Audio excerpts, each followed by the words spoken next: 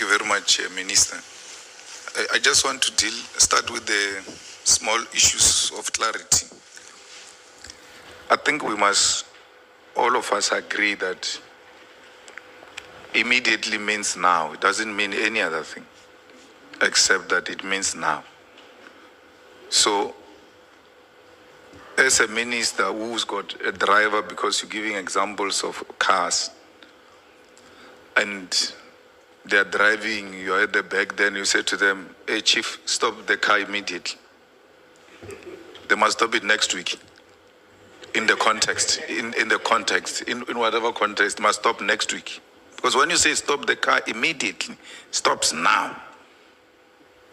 So immediately only means that, doesn't mean any other thing in whatever context. If you say, well, stop the car immediately, and there is no yellow lane or anywhere where they can park, they will be looking at finding a way to stop this car immediately, because the principal said we must stop the car immediately. That should have been the understanding of the letter of the 31st. When you wrote it, you were expecting that it must stop now. Can we all agree that that is the understanding? Not that in the context it meant this and that and that. Yes. Chair. Through you. Yes, Honorable Minister, you may respond. The difficulty with that streamlined meaning is that it leaves out what is in the context concretely. The directive doesn't end there. It doesn't say stop now or disband now. It talks about a preliminary report, which I don't believe, I respect your view, but I don't believe we should remove the preliminary report. I don't believe we should remove the UNESCO meeting where same was going to be discussed as per one directive, because it didn't come in any other day. It came on the same day in the same directive. So, yes, I can't say immediate doesn't mean now, but in the context in which it was said, it has a context which gives it that kind of meaning within context. So when you say they must stop immediately, and then what was the thought about what's going to happen to the dockets? Yes, it was to say, go and prepare, in other words, a preliminary report of this directive, because it has to be implemented by them. And once we've looked at the preliminary report, there will be a UNESCO meeting. So that was the thought when I wrote the directive. At the same time as I wrote the directive, it was connected in that particular fashion. And when the dockets finds themselves in Sibiya's position, out of Sibiya's instruction, what do you do about it? That would be the subject of discussion of the preliminary report, because the preliminary report is an operational implementation matter with all the implications of the directive. They would then say, this directive means this is what we must do or not do with dockets. This is what we must do or not do with staff. This is what we must do or not do with cases that are on, and all the related matters. They would then include them in the preliminary report, which would give us a way forward. Yeah, but when you hear out of the directive, the dockets are with Sibiya. The instruction is given, all processes and all of that. The next thing, the dockets have been removed, including dockets that were ready to go to court, and then are taken to Sibiya's office. When that is brought to your attention, what did you do about it? When I heard about that, well, we were going to, either we were going to or we were from the meeting, but I know that it was the subject of the meeting of the 6th, what would happen with dockets. Actually, in that meeting, National Commissioner did verbally say to motivate the staggered wind down of National Political Killing Stars team in the motivation. He said he wouldn't want to see dockets disappearing in the process, and I agreed with him. And he said it's based on experience, and I agreed with him. The only concern I raised was that, well, December 2025, if there is a way of quickening the process, I also said, but even December 25, if there would still be matters in court, maybe we should couch it in a different way, so that it doesn't say until the last matter is no longer in court. So we were debating and thinking about that matter. So that's what happened. What have you done when you hear 121, you're a minister, 121 dockets, some of them ripe for court, have been taken from the investigating people, and they are now in the hands of General Sibiya or in his office? You hear that. That should be terrifying. And what did you do about it? I hear all of that. What did you do about it in the immediate as a responsible executive for that department? And this is happening out of your directive. Everybody, whatever confusion is there, but the reality is that 121 cases have been taken. Families have not been briefed why their cases have been taken away. Some of those cases are ready for court. It doesn't matter. Let everything come to Pretoria under General Sibiya.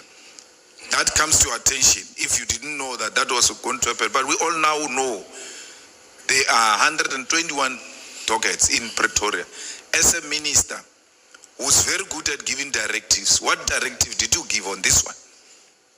Now, the matter was actually being handled at that time by the National Commissioner, and I took the line that says that they are resolving the matter because there was no standoff. For instance, I asked General Senzo Mchunu, did you, when these dockets were handed over, was it at gunpoint? And she said, no, it was not at gunpoint. We knew what we were doing, and I took the line that says they are handling the matter. They should be able to resolve it maybe even now as I'm talking, or tomorrow, or something like that. I trusted that the matter was being handled by senior people, two divisional commissioners, and then the national commissioner, and also the deputy national commissioner. So I take it the answer is the minister did not do anything, even when this information became a public information, because you were under the impression that the national commissioner and whoever responsible were attending to the matters because they were more of operational matters. There wasn't any other way. If you believed and trusted that they are handling it, you wouldn't call a meeting. You wouldn't give a directive because they were already handling the matter. And my trust was based on the belief that they were handling it and handling it properly. That's why I asked that question at some point. So on the 31st of December, everybody is in a jovial mood. You are at home. You are not even in any place. You are home, where everybody is happy. It's New Year's Eve. And you are troubled by the crime that is happening. You're trying to think what needs to happen and all of that. And then you come to a conclusion that the crime intelligence post must be stopped. The advert of those posts must be stopped immediately and all of that. How does that help resolve your problem of crime? Because you are troubled by crime. How does stopping posts help you to fight this thing of crime? No, posts were not going to be, they were going to be discussed at the first meeting as per directive with the National Commissioner. So he said stop until we discuss the matter, which would be in January. And this was the 31st. Now, it is indeed, as you say, everybody else was busy with New Year Eve festivities. and so on. But I had not reached the end of processing what I had started and even discussed with deputy ministers. And I wanted, when the year begins, when we go back, we go there full of purpose in terms of specific issues that I had identified. Remember, I had called a meeting, National Commissioner, Deputy Commissioners, and Provincial Commissioner to say, I'm troubled, I'm being troubled, and I was honest. I was being troubled by these matters and so on, and everybody else in the country was troubled. So I was still processing up and down and so on. Why not discuss on the 28th? I was processing, I had not circled. And then I circle at home in a rural area. And then my mind focuses on one thing. We had been all over. I was deployed in Cape Town and in the Eastern Cape myself on Christmas days and all of those things. And I circled for the first time. Then this thing comes together. I start piecing things faster than I had done all the time. And the answer was, write a directive so that when the year begins, you are all in part focused on these matters because they're troubling a lot of people. And I'm honest that these matters, in my observation, were troubling a lot of people and the country as a whole. But Minister, there was nothing that was going to happen in between the 31st and the official return. I know the police don't close and all of that, but the business of our country at that time, meaning everybody's withdrawn. And there was nothing urgent that will force you on the 31st of December to say, this, I have to issue this letter now. Why not wait because now it looks very suspicious. It's like a tender that is being awarded on the 28th of December. You're like, why? Everybody's on holiday. Even the mindset is now different. And you now drag us into this serious business on the 31st of December. It doesn't make any business sense, really. That would add on my side that what did immediate mean? I knew that there would be nobody who will, as a matter of today, call a meeting and convey the message and so on.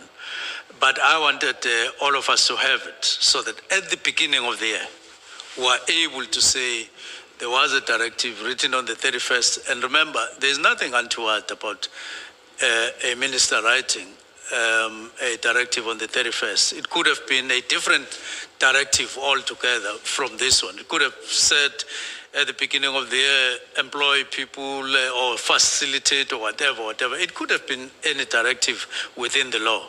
Now, it was this directive. And all I wanted was, let's focus early in the year on these matters. And I was quite troubled by them, as I am right now. Now, Minister, they are alleged SMSs, WhatsApp exchange between Mokgotsi and Ngabinde about you. There's an allegation that Matlala bought a table at the ANC dinner, your table. I'll still come to that because the explanation you gave on the table, I don't accept that. All of these negative things about Matlala, who is arrested to have killed people, who has implicated minister on this or that, and you still, of all people, go and ask an affidavit from Matlala, who's in maximum prison.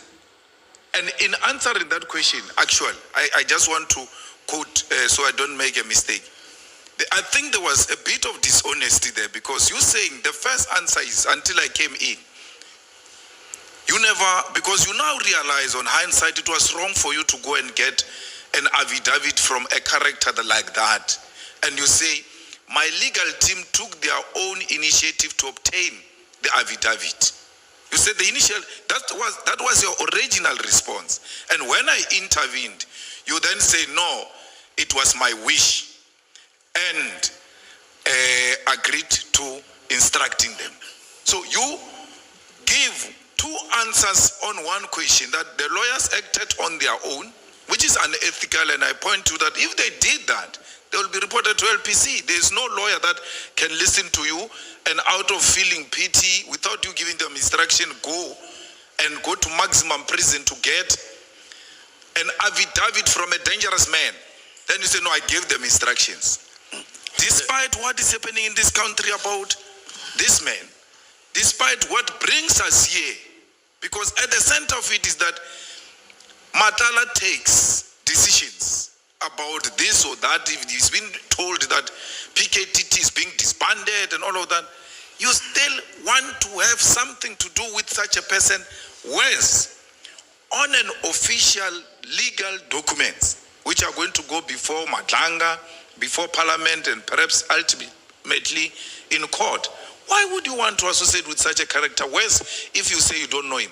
Because I was, for instance, associated with Matala. My wife's surname is Matala. And it was immediately assumed that I know Matala. I've never issued a statement. I've never written anything. I don't care what they think. I don't know the chap. But you, because you are lawyers, it's you. You pass all these big fences of maximum prison looking for an affidavit from an unethical man who's in prison. How do you justify that, Minister? Now, let me read this. It will add another dimension. I may have used all those words, but what is actually written down is a straight answer to you. It says, Dear Mr. July, July is my lawyer.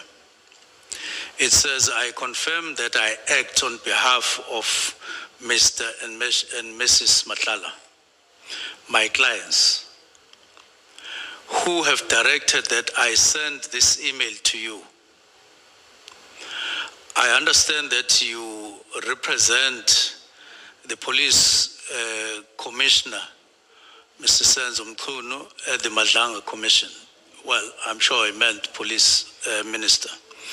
My instructions are to present to you an affidavit deposed by Mr. Matlala. In essence, Mr. Matlala denies any dubious dealings with minister and wishes for what he terms General Mchwanazi's false allegations to be investigated. For that purpose, the following documents are attached to this email. Then I attach those emails. Now, this suggests that even the lawyers never went to maximum prison. There was discussion between the two lawyers after I had said we are leaving no stone unturned where there is my name and concerns. Now, remember in the background, on a daily basis, if not on an hourly basis, people write false things about me and my name and link me to people I'm not linked with or to in anything. And you have to, there won't be any thing coming from heaven that would actually clarify the matter. So, anything that is legal, anything that is proper in terms of documentation and all of that between the lawyers, and they found that possible, that it could be, not that they traveled, not that there's anything illegal, because people on a daily basis, as I say, they write dotted lines, which I don't understand what they mean, because nobody out there has any confirmation of anything between me and Matlala. Absolutely nothing. And I can go anywhere and say people must remain behind and investigate anything linked, but they still do it on national television without a piece of evidence. Now, I don't want to spare any moment making sure or making efforts that I have no link with Matlala. That's why I even got my diary to the lawyers to say, here is my diary. In case you believe that you are merely defending me on something that I otherwise know, and then you are going to come with legal strategies. Now, you must know, this is my diary. I was not in Cape Town. I was elsewhere. And I never requested anyone to coordinate anything. We have a limited time. Chair, and I want you and the honorable members to note this. We are being given the third answer on the same question. The first answer was, my lawyers went without an instruction. Then upon being made aware that they've committed something unethical, then the minister says, no, I actually gave them an instruction. Then I point this two contradictory statements to the minister. The minister gives a third answer on the same question. No, actually, my lawyers didn't go. I didn't give them instruction. It's Matlala who writes to my lawyers uninvited, dear Mr. So-and-so, I represent, which means, which answer stands here? Because it's either the lawyers went without the minister's permission, or the minister gave them the instruction, or Matlala wrote the letter uninvited by anyone. So, Minister, please clarify this three, because as things are, it's becoming worse now. Because you gave me three answers. The lawyers went without me. Then I said, no, they can't do that, it's unethical. Oh, I gave them instruction, it was my wish. Okay, you now give them instruction, you still want to have access to people who are behind big fences and walls at maximum prison. No. It's not that. Actually, Matlala and the wife, now the wife comes now, for the first time since we canvassed this question. Matlala and the wife's lawyer wrote and said they represent them, and we must get their affidavit because we are going to Madlanga's commission. Which one do we take home here? Because it's not me. You know, Minister, the worry is you shouldn't think you are speaking to me. These matters, as you stand there addressing us, you are clarifying the country which is troubled by these things. That ministers have got access to dangerous criminals to an extent that they can even have access to them even when they are behind bars. Matlala was found with a phone in a maximum prison. Matlala produces a minister's affidavit from a maximum prison. According to minister's evidence that it's not me, he wrote to me. Because of that, then we used the affidavit. What is the answer, Chair? The answer is, I did say in the discussion, in the course of discussion over time with lawyers, I did express a need or a wish that I distance myself or be away from Matlala. Remember, I had issued a statement on the 9th of July saying I've never spoken to Matlala, I've never received or asked for anything from him. So I made this statement. Now we discuss with the lawyers. You are open.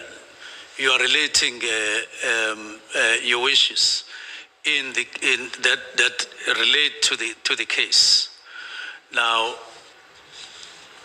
once I expressed that, now that wish, you call it an instruction. I don't want to disagree with you that it was an instruction as received. Next thing, lawyers then, pursuing my wish, they call Matlala's lawyers. And then this is the result. Now, I don't think you should stress this thing any far or any further other than what it is. That is an expression of what I had said. Because I said, I don't know. If this affidavit was saying anything different, then I would be concerned. But this says what I said I never, and so on, and I expressed a wish And I don't think there's any other better authority than a person himself, that there's no line whatsoever between him and myself. Minister, where do I get that letter you were reading? Because I want to read it again. It doesn't say. If your lawyers approach those guys, they would have said, dear so-and-so, in line with the letter you wrote to us requesting affidavit from our client, please find attached affidavit. It says, dear so-and-so, we represent so-and-so, and therefore we represent Matala and the wife, and our client wishes to state it clear that he doesn't know the minister and this is the affidavit. So it's not what you are saying. Your wishes were never delivered to Matala by your lawyers. Never. According to that letter. Never. So how does Matala now know minister has got wishes to have a... My lawyer spoke to his lawyers. That's what I'm saying. Check, where do you find this letter the minister is referring to? You'll find the copy. Here it is. No, I'm saying in our attachments. Oh, okay. Do we have? No. Let's see. No, Chair, we've just been asking for the copy of the letter. We haven't received it. Can I please have the copy? Yeah.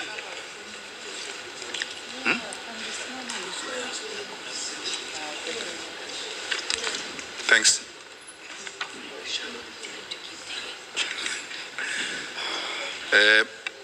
Thanks, Chair. I start from which page? The cover page. Dear Mr. July, thank you for your email. No, it has not been sent to the Commission. Dear Advocate, we acknowledge a receipt of the affidavit. We clarify, for clarity, was this forwarded to Madlanga Commission? Dear Mr. July, I confirm that I act on behalf of Mr. and Mrs. Matlala, who have directed, you mark that, who have directed that I send this email to you. I understand that you represent the Police Commissioner, Mr. Senzo Mchunu, at the Madlanga Commission.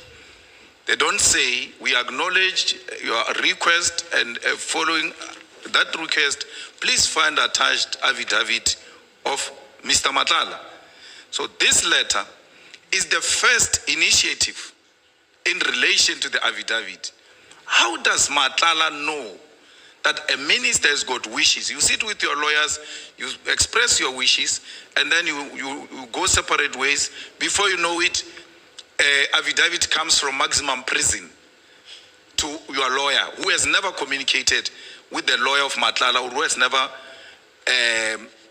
spoken to Matlala himself. So how does Matlala now come to send you an affidavit which you have not requested, which earlier on you said you gave them instruction, earlier on you said they acted on their own, and then so on. Now we'll park that. We now are here.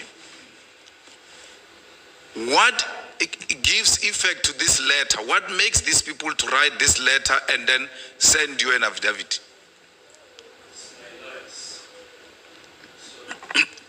It's my lawyers talking to Matlala's lawyers. Okay. Let me leave it, Chair.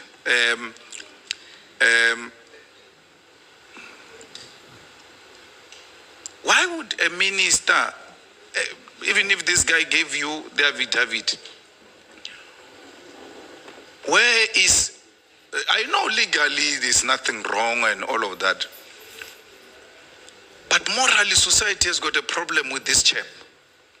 And you still want to associate in a way with this chap, because you didn't need Matlala's affidavit to tell us that you don't know Matlala, because we'll have Matlala as well. He's on our list to ask him, do you know the minister? And if he says yes, then we know there's contradictions. Perhaps further inquiry will be made. But you don't need Matlala's affidavit in your clean papers, your morally high standard papers. You don't need such a character's affidavit to be attached and to be associated with you. This is a guy they say got 360 million tender in your department, and you say you cancelled it because it was wrongly awarded. Why would you want to be associated with such a person? irrespective of him writing in your favor that, no, I don't know, the minister, irrespective of writing in your, it's a character you don't want to be associated with. Now we're sitting here, you've got a affidavit from a morally questionable character, whereas a character that writes an affidavit from maximum prison. I don't want to be associated with Matlala. This is what the affidavit says. But you are now associated. We've got Matlala's affidavit. You've got Matlala's signature in your papers. I don't want to be associated. So why put his affidavit in your papers? The affidavit doesn't say so. I don't want to be associated with him in any way. And this is what the affidavit says. Yeah, but who you get affidavits from is very important. You don't just get affidavit from questionable characters, especially people who are behind bars. That as a minister of police, even if there's nothing legally wrong, you should just know it might raise certain questions, which gave, this situation we find ourselves in. Had you not solicited anything from Matlala, whereas in maximum prison where it should be difficult to access him, we now sitting here and you've got Matlala's affidavit and we've been told that you are associated with Matlala, you are enabling Matlala to engage in illegal activities in the department and all of that. Something that you came here to clarify, but you come carry Matlala's affidavit to come and clarify us that Matlala must tell us from prison through you that you are not associated with him. I find that a bit problematic, Minister. I will leave it there, Chair, but I want to ask now,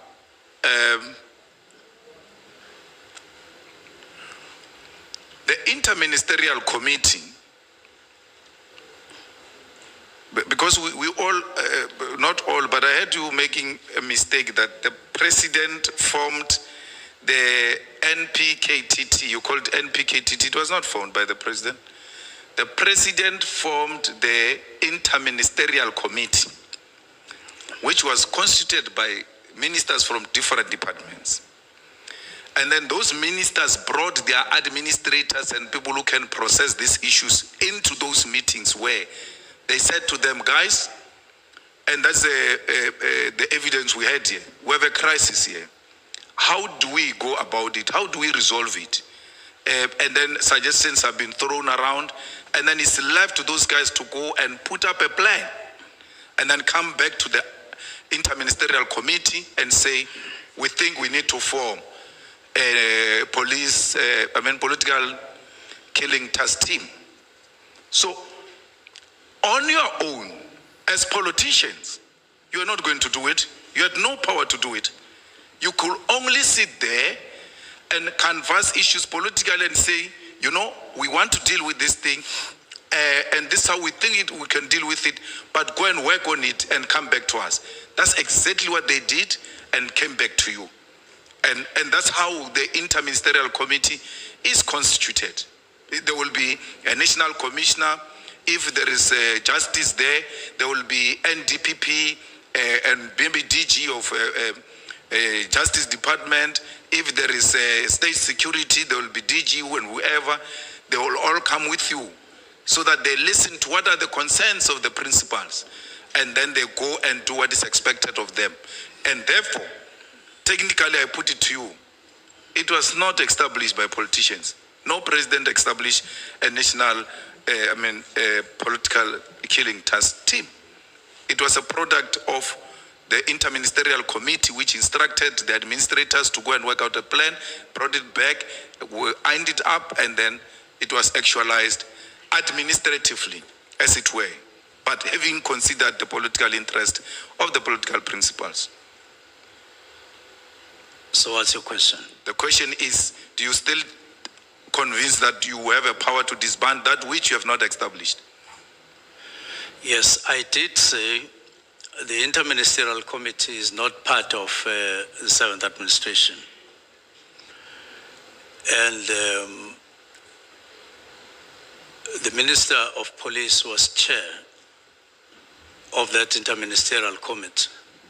It means that when there was no Inter-Ministerial Committee, the office or the department that is overseeing it is that of police, led by a member of cabinet. Then I'm confronted with all the issues that I've related, all these issues, and I want to do something out of that particular problem. And then I act in the manner that I did, supported by the Constitution and supported by the legislative framework. And I don't see anything wrong in terms of the law as such, because I don't see any other way, or couldn't see any other way. Yes, I may have, people are talking about consulting before or after and so on, but the reality of the matter is that we have a Minister of Police was allowed by legislation, I believe so, and the Constitution, I believe so, and I went on to do this. Minister, you seem to suggest that inter-ministerial committees get dissolved with elections. It's not, with due respect, inter-ministerial committee is not Minister Mchunu, Minister Akele, Minister, is Minister of Police, Minister of Defense, meaning that minister will always be there even if those individuals are no longer there. Because if you are arguing it that way, that something established on the, during the 6th term, when the 7th term comes in, it automatically gets dissolved. Then you have to make reference, you have to show us where, which terms of reference of Inter-Ministerial Committee said that when the term of political office of certain politicians comes to an end, automatically this comes to an end. Where? Because there's no law that says that. That's why these things are not constituted by individuals. They are constituted by departments which will always be there even when we are no longer there. So part of your handover is Minister of Police. Part of what I'm responsible for is the chairing of Inter-Ministerial Committee that is responsible for political killings task team, amongst other things. These are the people who constitute that inter-ministerial, because you inherit those activities. And when you guys go back and meet together as a collective that represent these departments, you then say, no, we don't think there is a need for this to go on, and therefore let's close this and give the president a report. A person who established the Inter-Ministerial Committee that produced political killing task team has not dissolved the Inter-Ministerial Committee. We only had the announcement of the Inter-Ministerial Committee, but there is no date for the dissolution of the Inter-Ministerial Committee. And therefore, it means you came in and just undermined what has been there. The political killing task team is not only constituted by police. There are prosecutors who are also dedicated to those things. They are magistrate or whatever dedicated to those responsibilities. And therefore, for one single minister to take a decision to dissolve a team that involves other departments, it can't be constitutional. No constitutional power gives you to dissolve task team members of prosecutors who are dealing with political killings. You can't. No, because you speak about this thing as if it's only police who are involved. That's why it came from Inter-Ministerial Committee. It's a product of Inter-Ministerial Committee because it's constituted by different people, not only the police. And if that is the case, you have no power to dissolve other people who don't belong to your department. What do you have to say about that, Minister?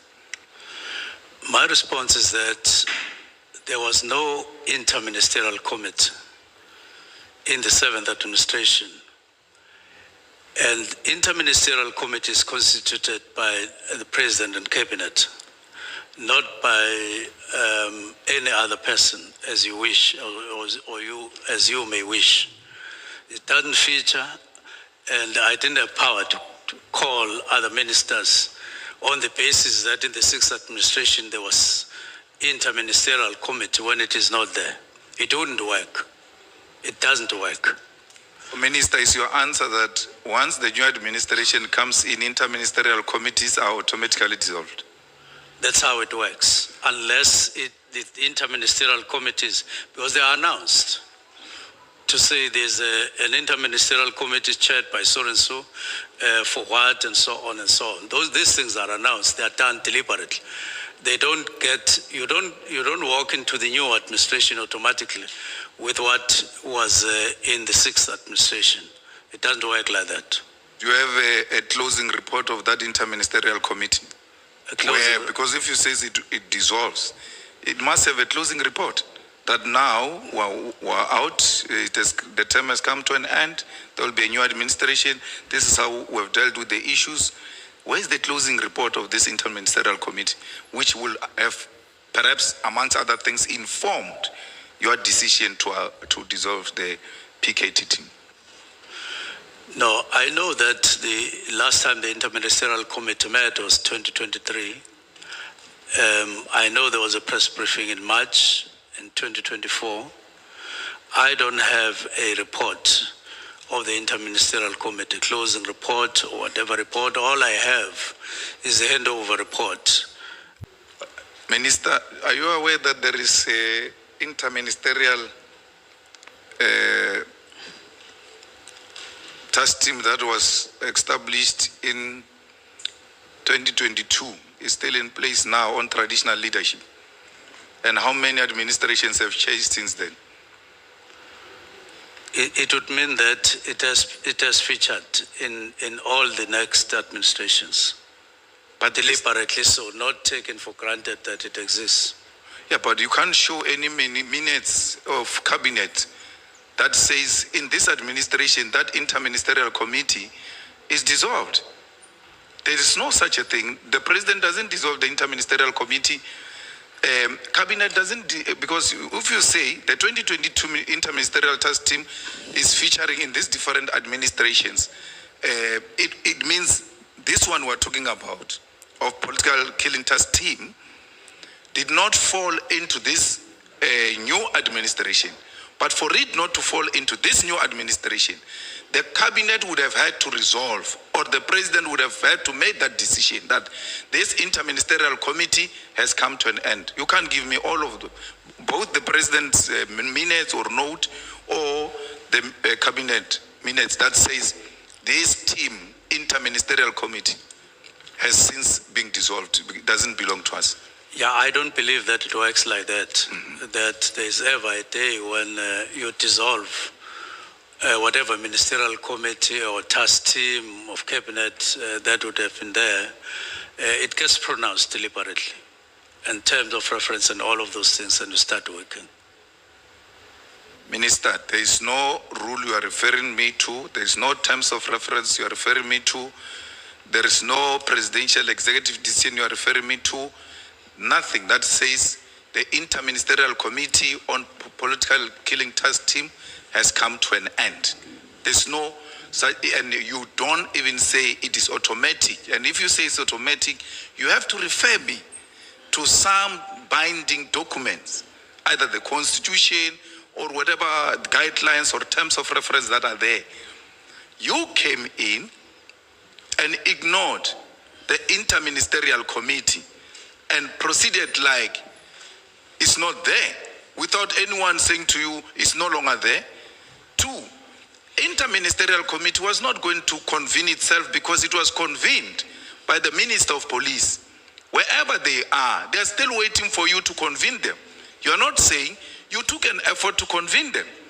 And they come together and you say to them, guys, this is the end of it. We now are going the separate ways. No closing report, nothing. We cannot have a government that works like that. You can't say to me, it doesn't work like that. The government announces this initiative, and when the initiative has come to an end, they must respectfully come back to the citizens and say, This brings us to the end on this matter. We have since submitted the closing report to the president or something to that effect. If you say this is how you guys have gone about it, that is disrespectful to our society, which knows that there is an inter-ministerial committee that deals with these matters, and then it gets dissolved. It doesn't even have a courtesy of saying goodbye. When it comes in, it knocks. When it leaves, it doesn't say bye. That's a root inter-ministerial committee. So, Minister, you are the one who ignored the inter-ministerial committee and overlooked it and didn't care. Because if you say Minister Treles came and briefed you about this and that, he would have told you, amongst other things I was doing, was to chair the inter-ministerial committee seized with the political killings in KZN. What's your response to it? My response is the same as said before, that in the 7th administration, you don't have an inter-ministerial committee on the National Political Task Team. And if you say I ignored, you mean to say it was created and I didn't assume or perform my duties as far as that is concerned after it had been established in the 7th administration. And I'm saying in response, it was not established. So I couldn't ignore something that doesn't exist. And no cabinet. So you are like me. If I can't find a closing report of the inter-ministerial, you can't find it either. I would have been happier if you said, out of my own worry, I went to look for the closing report, I found it, or the minutes, I found them, or whatever you are talking about. Those documents don't exist. And I am not responsible for their non-existence. So seated here, me and you, there was no date of the dissolution of the Inter-Ministerial Committee of the 6th administration. There was no date of its dissolution. And your argument is, in your 7th administration, there was no establishment of an Inter-Ministerial Committee. Inofella moyeng, so it just disappeared, just like that. After coming up with such a powerful instrument to fight crime in South Africa, and then you come in, the whole thing just disappeared, and you say we must accept that the 7th administration never had a thing.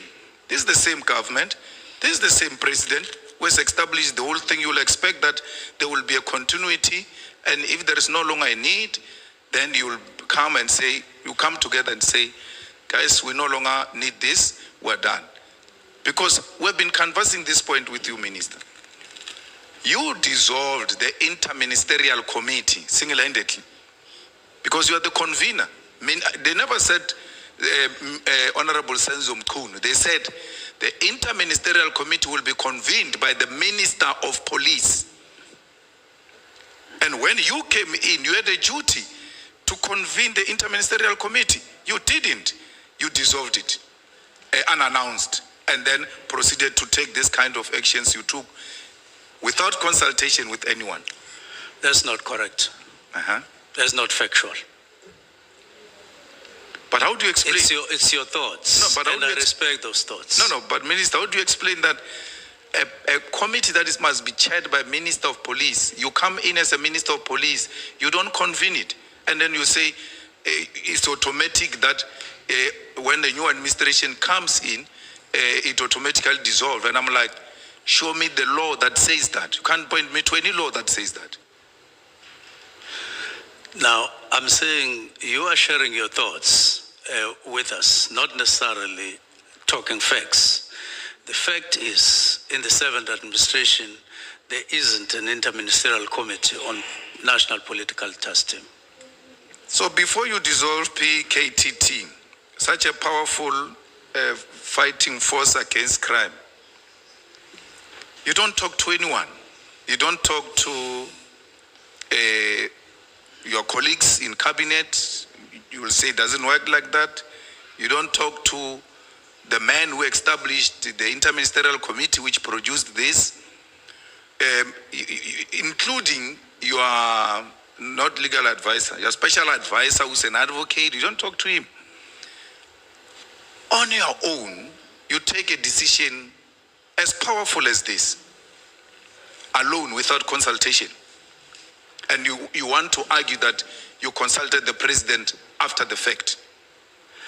Why? Democracy wouldn't work like that. We have discussed this thing at some length here in the ad hoc committee, and I referred the committee at the meeting of the 1st of November, and I referred also to the meeting of the 22nd of November, and I showed you my comments of the Honorable Committee, my comments there in those two meetings, and the comments made by the National Commissioner. Now, you can't then say you never discussed with anybody, you alone, when in fact minutes are there indicating very clearly, black and white, that we were in a meeting, we discussed, and I have said, long before I arrived, there was a study which was for all practical purposes intended to be brought into existence and replace the National Political Killings Task Team. And I said again, before I arrived, there was a memorandum that was asking for an extension, but in fact asking for a funding of 94 million. And 20 million was advanced to that team before I arrived. So I'm not the first one who come and I talk about disbandment. And further to that, I'm saying there have been pressures that have become prominent in terms of what is expected of a Department of Police, in terms of bringing down crime generally, but even specific matters.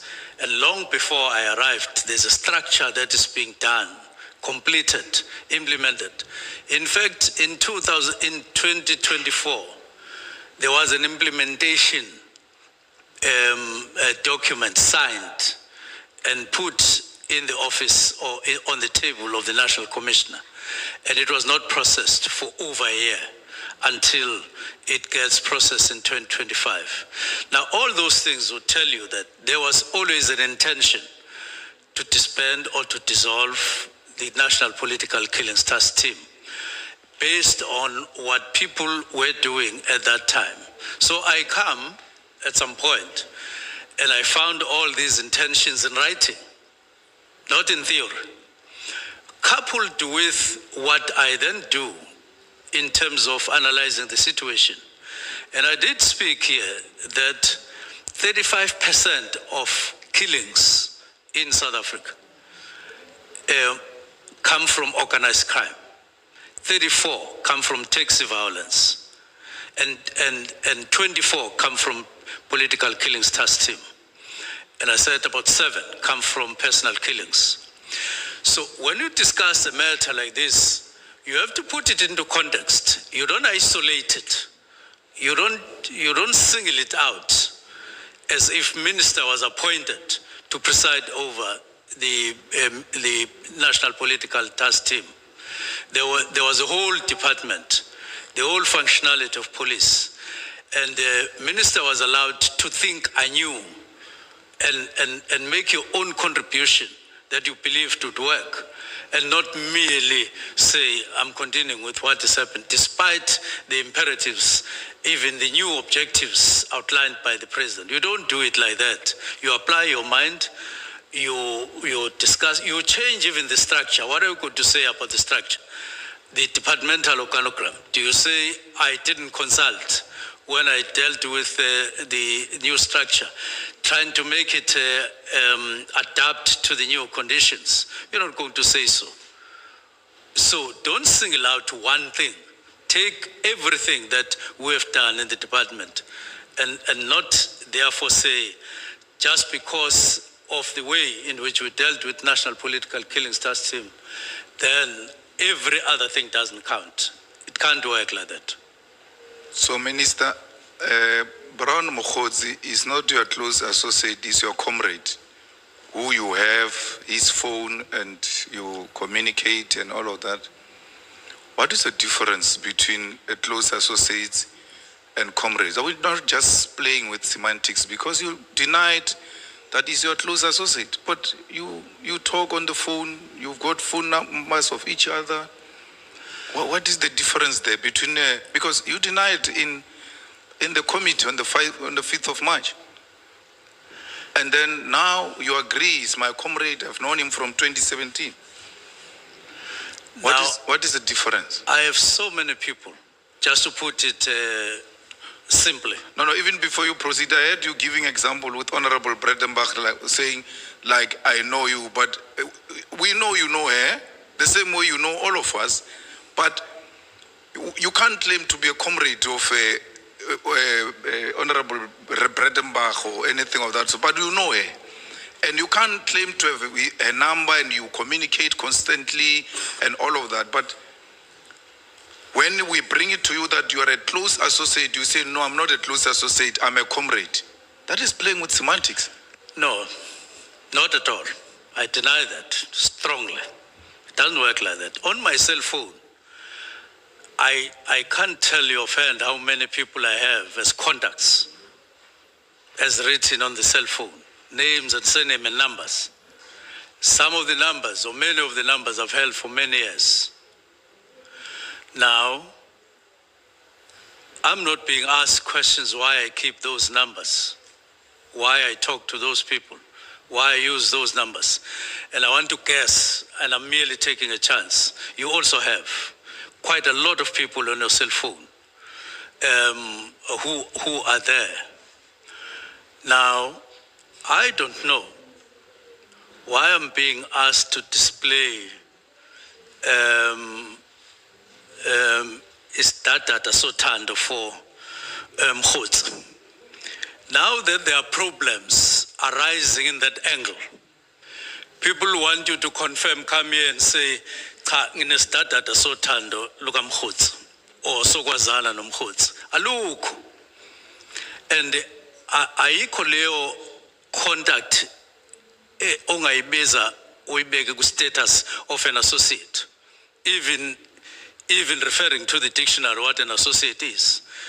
The person who chose to say I'm Mkhotsi's associate would have consulted the dictionary and he knew what he was saying. And when I go there myself, I shouldn't be blamed for doing what they did. And then using that word, I'm using the same word, the same term, and I'm saying I'm not. And I'm saying, if everybody you call just because they are on your cell phone, so you're all my associates.